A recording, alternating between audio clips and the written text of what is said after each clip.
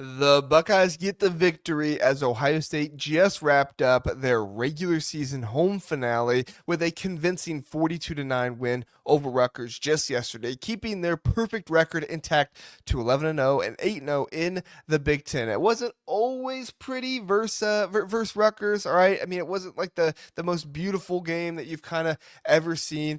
It started slow. Bo Jackson fumbled away the ball at the goal line and their very first drive. But once they found their rhythm, the Buckeyes pulled away decisively. Rutgers now 5-6 and 2-6 in the conference play. Hung around early with a field goal in the second quarter. They moved the ball a little bit here and there, but they couldn't keep up, managing just one late touchdown while Ohio State piled on 28 points in the second half. But before we get any further, please do like and subscribe to the Big Ten Huddle. Help us create more great content for Ohio State by letting us know that you are watching. And we love to make videos about Big Ten teams who watch us and like the videos as well. So I'm just gonna be honest here. We will cater to teams that show us the most love. So you want to see more Ohio State content? Let us know. Put it in there. Watch the video. Like, subscribe, do all that good stuff. Now, let's get back to the game. This game was a real eye-opener for Ohio State, especially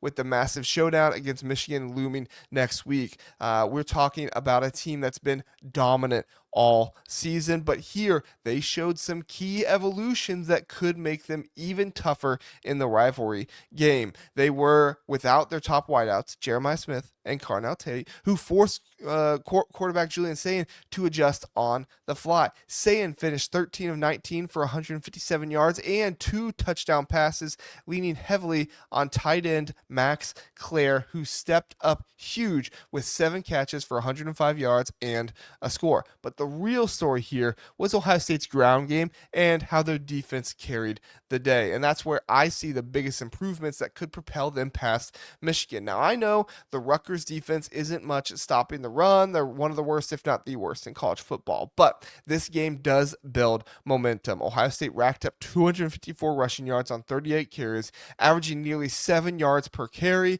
and with 4 touchdowns on the ground. Bo Jackson led the charge with 19 carries for 110 yards, and he had 2 of those scores. Shaking off that early fumble, consistently grinding out chunks, this was his 5th 100-yard game this season, and it's clear the offensive line is gelling better than ever. Guys like Phillip Daniels on the right tackle side and Austin Saravold on the left tackle side were opening holes left and right, turning what could have been a pass-heavy struggle into a balanced attack. Isaiah West chipped in with 48 yards on the ground as well on 8 carries, showing that burst with a 28-yarder, and James Peoples settled in with a 49-yard touchdown run later on in the game. Even C.J. Donaldson got into the fun. He had a 5-yard score too. So what's exciting here is how this run game has improved from earlier in the year. Ohio State surely could have learned more,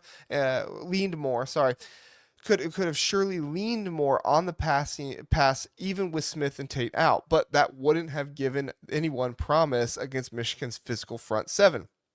Next week against Rutgers, they wore down the Scarlet Knights physically. The defense controlling possession over 32 minutes of possession and covering third downs efficiently, 3 of 6 with an average of 6.7 yards per rush is no fluke. It's a sign of improved blocking schemes and better vision from the backs. Heading into Michigan, which could which ranks tough against high in the Big Ten. This could be Ohio State's ace. It's not like they have to accomplish all this by establishing the run early to try and open everything else up. It's that they can use their passing game to set up not just a run game, but a reliable run game, one that they can count on. Michigan's front seven is solid, but their first round defensive tackles are gone. And if Jackson and company keep pounding like this, it forces the Wolverines to pick between stacking the box or leaving Sayin with favorable matchups on the outside or downfield.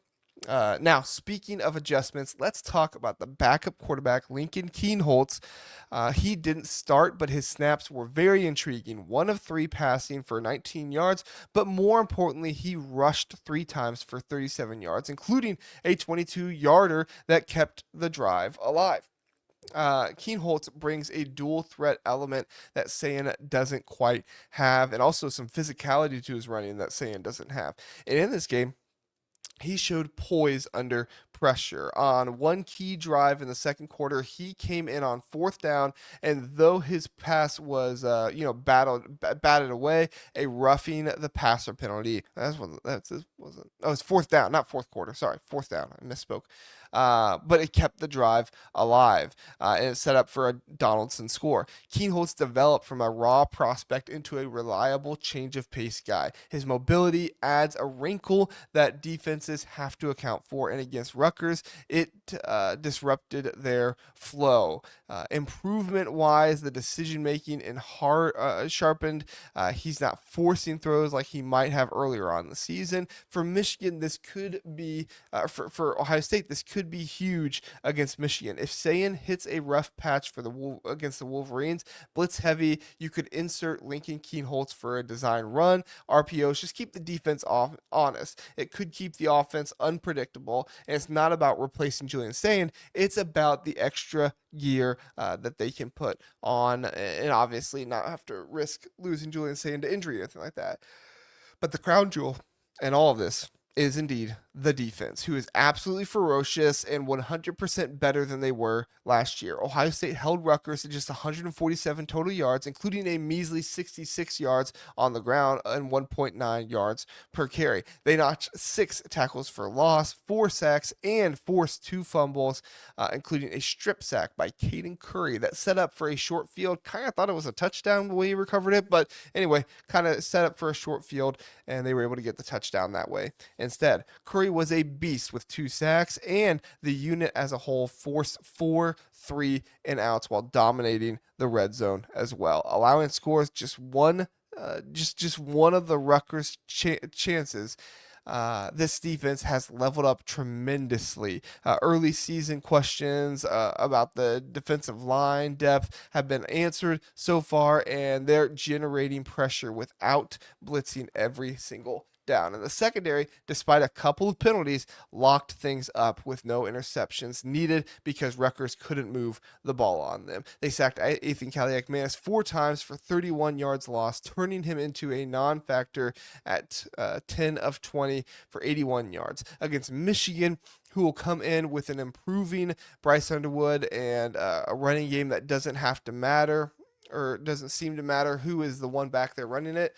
This defense is what Ohio State can lean on the hardest. Michigan thrives on controlling the clock and wearing teams down, but if the Buckeyes replicate the pressure, subbing in and out their guys, Underwood stuffing run, they'll be able to stuff Underwood in runs like they did Raymond. I know quarterback versus running back, but still, you get what I'm saying. They'll force turnovers and short possessions. Ohio State's points off turnovers were 7 here in this game. But imagine if that was in Ann Arbor, a defense built for cold weather rivalry games with the improvements in gap discipline and edge setting. They could stifle Michigan's ground attack, forcing them into obvious passing situations. Overall, this win wasn't just a tune-up. It highlighted Ohio State's growth into the more complete team that they need to face coming up this weekend.